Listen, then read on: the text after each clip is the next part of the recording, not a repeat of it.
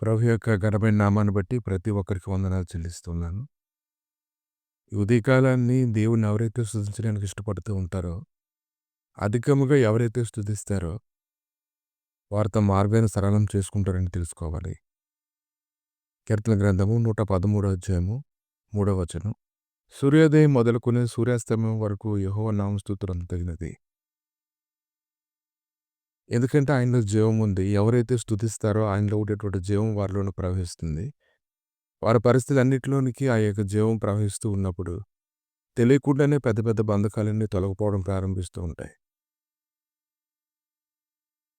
దాన్ని ఎవరైతే సమకూరుస్తారో, దానిని వారు ఖచ్చితంగా భుజిస్తారు. పండ్లు కోసినటువంటి వారే దాన్ని ఖచ్చితంగా దాని ఫలాలను అనుభవిస్తారు. అలాగే ఎవరైతే స్తుతిస్తూ ఉంటారో, వారు ఖచ్చితంగా స్తుతికి తగినట్లుగా ప్రతిఫలాన్ని వారు తమ జీవితంలో పొందుకుంటూ ఉంటారు. 1 వృత్తాంతాలు 16 అధ్యాయము 7వ వచనం చూసినప్పుడు, ఆ దినమందు యెహోవాను స్తుతి చేయు విచారణ ఏర్పరిచి, దావీదు ఆసాపు చేతికిని, వాని బంధువుల చేతికిని దాన్ని అప్పగించెను. ఆ స్తుతి విధమేమనగా, యెహోవాకు కృతజ్ఞతాస్తుతులు చెల్లించుడి, ఆయన నామమును ప్రకటన చేయుడి, ఆయన కార్యములను జనములలో తెలియజేయుడి, ఆయనను గూర్చి పాడుడి, ఆయనను కీర్తించుడి, ఆయన అద్భుత క్రియలను గూర్చి సంభాషణ చేయుడి, ఆయన పరిశుద్ధ నామమును బట్టి అతిశయించుడి. యెహోవాను వెదుకువారు హృదయమునందు సంతోషించుదురుగాక. యెహోవాను ఆశ్రయించుడి, ఆయన బలమును ఆశ్రయించుడి, ఆయన సన్నిధి నిత్యము వెతుకుడి. ఆయన దాసులకు ఇశ్రాయేలు వంశస్థులారా, ఆయన ఏర్పరచుకున్న యాకోబు సంతతి వారులారా, ఆయన చేసిన ఆశ్చర్య కార్యములను జ్ఞాపకం చేసుకొనుడి. ఆయన సూచక్రియలను ఆయన నోటి తీర్పులను జ్ఞాపకం చేసుకొనుడి. ఆయన మన దేవుడైన యెహోవా, ఆయన తీర్పులు భూమి అంతటా జరుగుచున్నవి. మీ సంఖ్య కొద్దిగాను, మీరు స్వల్ప సంఖ్య గల జనులుగాను, కనాను దేశంలో అన్యులుగా ఉండగా కొలవబడిన శ్వాసము దాన్ని నీకిచ్చేదనని ఆయన అబ్రహాంతో చేసిన నిబంధనను, ఇస్సాకుతో చేసిన ప్రమాణమును ఏర్పాటును నిత్యము జ్ఞాపకం చేసుకోండి.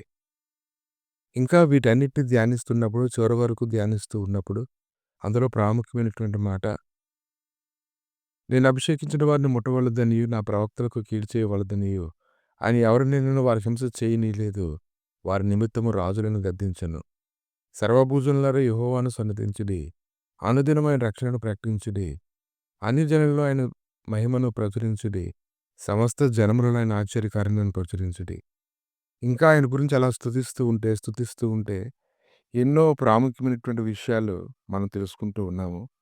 కనుక ఈరోజు ఏ పరిస్థితులను బట్టి అయితే నువ్వు ఆలోచన చేస్తున్నావో, కృంగిపోతున్నావో, ఆయన నామాన్ని నువ్వు స్తుతించినట్లయితే ఆ పరిస్థితులన్నిటిలోనూ, నీ మార్గములన్నిటిలోనూ ఆయన నిన్ను గొప్ప చేయడానికి, బలపరచడానికి ఆయన శక్తిమంతుడే అన్నాడు.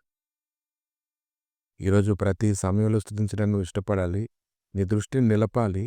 నువ్వు నిలిపినట్లయితే గొప్ప కార్యాలు నీ జీవితంలో జరగడాన్ని నువ్వు చూస్తావు.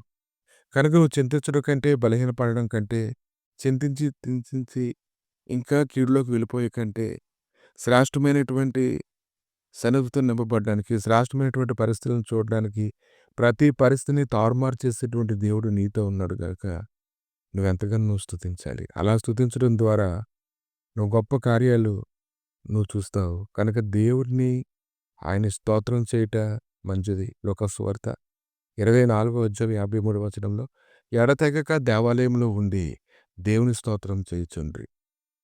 ఈరోజు నీ కొరకు, నీ కుటుంబాల కొరకు అనేక మంది ఎడతెగక స్తుతిస్తూ ఉండడం ద్వారా నువ్వెన్నో విషయాల్లో విడుదల పొందుకుంటావని నువ్వు తెలుసుకోగలగాలి. కనుక ప్రతి ఒక్కరు తమ కోసం కాదు, ఇతరుల కొరకు స్తుతించడానికి తమను తాము సిద్ధపరచుకోగలగాలి. ప్రతి ఒక్కరిని ఏదో ఒక రీతిగా ప్రతి విధమైన కీడు నుంచి తప్పించడానికి స్తుతి ద్వారా గొప్ప ఆశీర్వాదాన్ని పొందుకోవడానికి సిద్ధపడుతూ ఉండాలి. కనుక ఈరోజు నువ్వు దేవుని స్తుతించు. ఖచ్చితంగా ఈ దినాన శ్రేష్టమైనటువంటి ఆశీర్వాదాన్ని నువ్వు పొందుకుంటావు. ప్రభువా, ఇదిగో తండ్రి, స్తుతిస్తుండగా అనేక మందిని సన్నిధిలో స్తుతిస్తుండగా చెరసాల పునాదులు ఎలాగైతే బద్దలైపోయాయో ప్రభువా, నేర బంధకములు ఉన్నటువంటి వారు అందరూ ఎలాగైతే విడుదల పొందారో తండ్రి, చెరసాల నాయకుడు ఎలాగైతే ప్రభువుని రక్షణ పొందాడో, ఆయన స్తుతి ద్వారా గొప్ప కార్యములు జరిగించి ఊహించని రీతిలో అద్భుతములు చేసి మీరే మహిమగంత ప్రభువాలు పొందమని యేసుక్రీస్తు నామములడికి వేడుకుంటున్నాము తండ్రి. ఆమేన్.